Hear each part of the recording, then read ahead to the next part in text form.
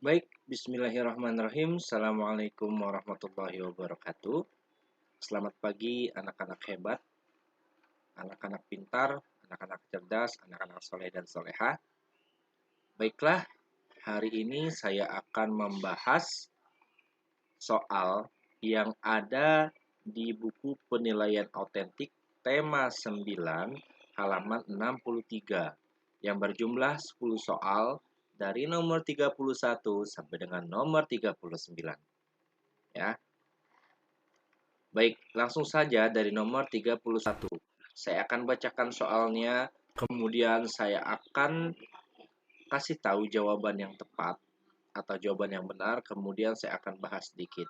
Silahkan kalian beri checklist jika jawaban kalian benar dan beri tanda silang jika jawaban kalian salah. Nomor 31. Berikut ini yang dapat mempengaruhi karya seni rupa suatu daerah adalah jawabannya yang tepat adalah yang A. Corak seni tradisional. Walaupun sebetulnya budaya masyarakat pun itu mempengaruhi.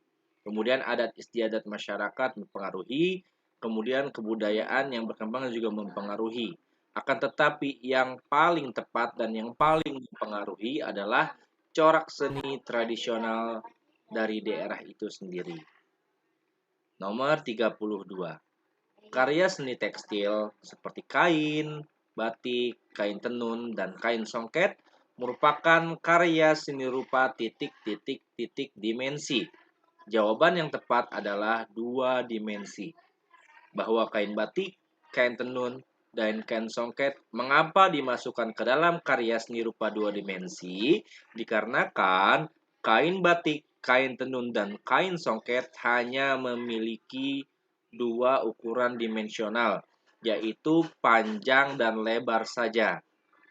Kain itu tidak memiliki tinggi ataupun tidak memiliki kedalaman. Maka kain itu masuk ke dalam karya seni dua dimensi, yang mana hanya mempunyai dua dimensional ukuran, yaitu panjang dan lebar saja. Sedangkan kalau tiga dimensi itu ada panjang, ada lebar, dan ada tinggi ataupun kedalaman. Nomor 33. Ukiran kayu, patung, dan keramik merupakan karya seni dengan titik-titik-titik dimensi. Nah, untuk ukiran kayu, patung, dan keramik ini memiliki panjang, memiliki lebar, dan memiliki tinggi ataupun kedalaman. Sebagai contoh patung. Kalau patung itu bisa diukur panjangnya, diukur lebarnya, kemudian juga dapat diukur ketinggiannya. Ya. Dan salah satu contohnya lagi kalau untuk keramik adalah kendi. Kendi itu bisa dihitung panjangnya, lebarnya, kemudian kedalaman kendinya berapa. Dan itu merupakan karya seni dengan tiga dimensi atau dalam bentuk tiga dimensi karena punya tiga ukuran dimensional, yaitu panjang, lebar, dan tinggi ataupun kedalaman. Nomor 34, motif yang bersifat turun-menurun atau selalu sama dengan generasi sebelumnya biasanya digunakan oleh karya seni yang C.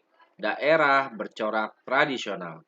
Jadi karya seni daerah tradisional itu atau karya seni daerah yang bercorak tradisional itu adalah karya seni yang motifnya sifatnya turun-menurun, ya, atau selalu sama dengan generasi sebelumnya, sama dengan nenek moyangnya, sama dengan yang terdahulunya.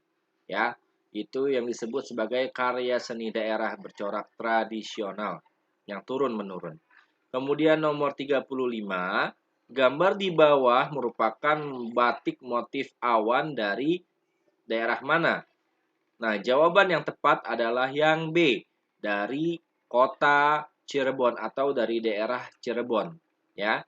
Jadi, motif yang kalian lihat di buku itu merupakan motif mega mendung, yang mana artinya adalah awan mendung. Mega itu adalah bahasa Sunda, yang mana artinya adalah awan, dan mendung itu mendung. Jadi, kalau kalian perhatikan, motif batik Cirebon ini adalah motif yang gambarnya awan dan warnanya itu gelap dikarenakan itu merupakan penggambaran bahwa awan mendung itu adalah gelap. Ya, ketika kalian melihat langit, ingin hujan dan mendung ya, pasti awannya akan berubah warna. Yang tadinya berwarna putih menjadi warnanya gelap, entah abu-abu ataupun hitam ya. Nah, tetapi kalau untuk batik Cirebon ini biasanya untuk awannya digambarkan dengan warna gelap lainnya. Tidak hanya hitam, tidak hanya abu-abu. Tetapi bisa juga dengan warna ungu, bisa juga dengan warna merah marun, ataupun dengan warna biru tua. Ya, jadi untuk nomor 35 ini merupakan batik yang mana motifnya bernama Mega Mendung atau awan mendung yang berasal dari daerah Cirebon. Masuk ke nomor 36, pernyataan berikut ini yang bukan merupakan ciri-ciri karya seni rupa daerah adalah yang A. Sosial ekonomi pada suatu masyarakat. Nomor 37, seni rupa yang mengutamakan segi keindahan tanpa memperhatikan fungsi merupakan pengertian dari seni rupa murni. Jadi seni rupa murni ini lebih mengedepankan keindahan karyanya saja, tidak pada fungsinya. Contohnya seperti patung dan lukisan yang hanya dilihat dari keindahannya saja, tapi tidak diperhatikan fungsinya. Fungsi di sini adalah bahwa karya seni rupa ini berfungsi dalam kehidupan sehari-hari dan dapat digunakan ataupun dipakai dalam kehidupan sehari-hari. Karena lukisan itu tidak dapat digunakan atau dipakai dalam kehidupan sehari-hari, begitupun patung. Akan tetapi, berbeda dengan karya seni rupa terapan. Kalau karya seni rupa terapan itu dapat digunakan dalam kehidupan sehari-hari, contohnya seperti kendi, seperti baju batik atau kain batik itu kan dapat dikenakan atau dapat dipakai untuk menutupi tubuh kita. Seperti itu. Itu adalah karya seni rupa terapan. Kemudian nomor 38, karya seni rupa yang mengutamakan fungsi. Nah, ini kebalikan dari nomor 37. Akan tetapi, tetap memperhatikan segi keindahannya. Walaupun mengutamakan fungsinya, tetapi keindahannya tetap diperhatikan walaupun itu nomor yang kedua atau yang kedua. Tidak menjadi yang utama. Itu merupakan pengertian dari, nah ini yang disebut sebagai seni rupa terapan. Jadi seni rupa itu terbagi menjadi dua, ada yang murni, ada yang terapan. Nah, kalau yang terapan ini, ini yang dapat digunakan dalam kehidupan sehari-hari. Makanya dikatakan bahwa karya seni rupa ini lebih mengutamakan fungsinya. Jadi, bisa digunakan dalam kehidupan sehari-hari. Kalau kalian pernah minum menggunakan kendi atau minum menggunakan gelas, yang mana gelas tersebut terbuat dari tanah liat atau keramik, itu merupakan karya seni rupa terapan. Terap artinya dapat digunakan. Kemudian nomor 39, sebutkan fungsi individu karya seni rupa daerah. Itu yang pertama sebagai media mengekspresikan emosi, jiwa atau mengungkapkan emosi, jiwa, ya kan, serta mencerminkan sesuatu hal, baik itu yang berkaitan dengan suasana, tentang objek, teknik pembuatan. Nah, saya beri satu contoh di sini adalah seorang pelukis yang mengutarakan emosinya menggunakan lukisan atau gambar, ya. Jadi misalkan ada seorang pelukis menggambar emosinya dia sedang marah, akhirnya dia membuat gambar lukisan berupa petir atau berupa api yang membara. Nah, itu adalah gambaran dari emosi jiwa dari sang pelukis. Ya, jadi dia sedang marah makanya dia menggambarkannya menggambarkannya api ataupun petir ya ataupun halilintar seperti itu. Kemudian nomor 40, yang terakhir, sebutkan fungsi sosial karya seni rupa. Ada 3 ya. Pertama, sebagai media pendidikan atau dapat digunakan dalam kegiatan belajar mengajar. Contohnya seperti saya misalkan membawa kendi ke dalam kelas, membawa patung, membawa lukisan, membawa gambar ke dalam kelas, itu merupakan uh, fungsi dari media pendidikan. Artinya bahwa karya seni rupa ini dapat saya gunakan untuk menjelaskan ke kalian bagaimana karya seni rupa daerah itu sendiri. Ya. Kemudian sebagai media komunikasi.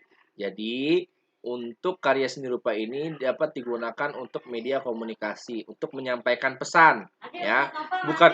Bukan berarti bukan berarti untuk media komunikasi ini karya seni rupanya bisa berbicara atau bisa ngomong, ya tidak seperti itu. Maksud dari media komunikasi itu adalah bahwa karya seni rupa ini digunakan untuk menyampaikan pesan.